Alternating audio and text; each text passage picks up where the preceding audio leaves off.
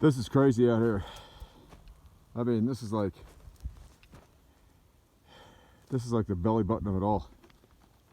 I mean, you've got so many crazy different things going on out here. I mean, sorry, I've been riding my bike. I'm a little bit heavy-winded. It's kind of a bitch to get back here, but this is wild. I mean, you could see this ravine, and if I go up around this corner, I mean, look at this, look at these rock shelves all along here, and that plateau up there at the base of that thing is some things like you haven't seen. I mean, I'm sitting out here, I'm kind of trying not to pay too much attention to the camera because I'm keeping my eye out for rattlesnakes, you know, because they're little son of bitches are everywhere out here. You hate to sit there and be that dingbat that steps on one. But it's just bizarre because there's no fossil material really to see right down here. But if you go right up there, where I'm going to go next, you can see those rocks, and I'll show you when I get up there. But those things, they haven't fallen off of that ridge line. They've been embedded into the side of the hill, and some of them are hollowed out. Like they'll have like a quarter-size hole in them, and they're like a 3 foot by 4 foot by 4 foot square freaking piece of sandstone or limestone.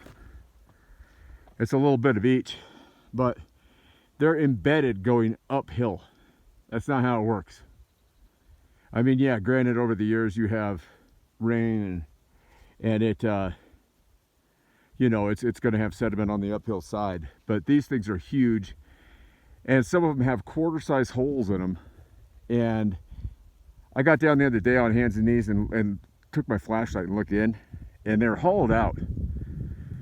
So you can't tell me that you know, Randall Carlson and Graham Hancock are wrong when they say that there was some kind of a great cataclysmic event that happened, you know, 12 to 13,000 years ago that wiped out society as we happen to know it. Sorry about that camera shake. Because this is just evidence of it right here. It's crazy. When I go up there, there's going to be nothing. Like here, I've got cactus and I've got dirt. When I go up to the base of that plateau up there, it's going to be nothing but fossils. And if I follow, there's a dirt road right where I'm pointing, okay? And if I follow that, I will be in a place where I do nothing but scoop up Gryphea, which is, they were like I guess a precursor to the oyster. There's squid. And I haven't looked enough into this because I'm not an archaeologist or a geologist, but it's very interesting to me, and it's kind of cool to sit out here and be able to come out here and kind of look around, you know. And you know, had I not wrecked my bike one evening out here and reached down in the ground and pulled up a handful of fossils, I don't think I'd have realized that this was all out here. But I mean, you could see. When I look this way, okay, the big mountain, right there where it makes a V and it meets, right about 2 miles that way was where they found that woolly mammoth in 2018, and you can see the way the water came through here. It's just nuts. I mean, and there has to be something out here. I mean, there's got to be. You know, I mean, and I'm thinking right there at the base of that plateau, there's another one beyond it that I just rode past. There's this ravine over here that I'd like to go walk through, but I'm not going to do it by myself because there's you know, of the risk of, you know, twisting up an ankle or a rattlesnake bite. I'd rather have somebody with me. I guess I've just become older and wiser as far as taking precautions. Just because, you know, I mean, this would be a shitty place to have some bad shit happen and you get stuck out here and you're dead. I mean, it's tough enough to get out here by myself as it is, as you can see. I mean, there's old paint, you know. I mean, you know, that's how I get out here, is on this thing, you know. and it's a beast of a bike. But the thing is, this is a beast of a country out here too.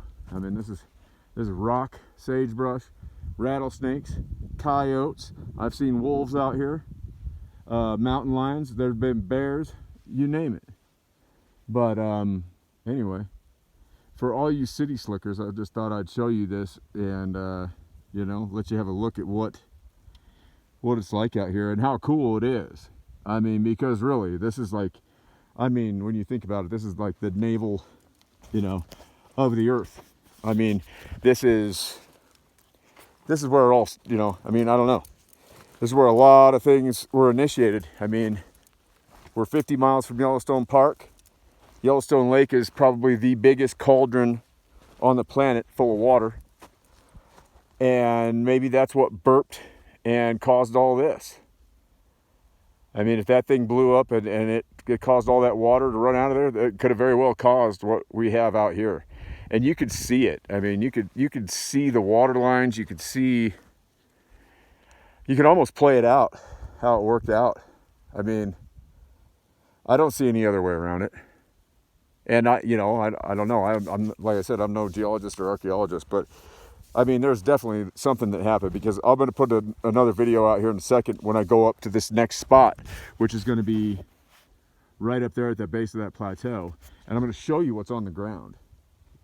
And you're going to see that it's not even like, this is dirt, right? Dirt and cow shit down here. I mean, and some cactus and sagebrush and some rocks. But I'm going to kick the bike up and I'm going to head up there. And then I'm going to start this video again, and I'm going to show everybody what you find.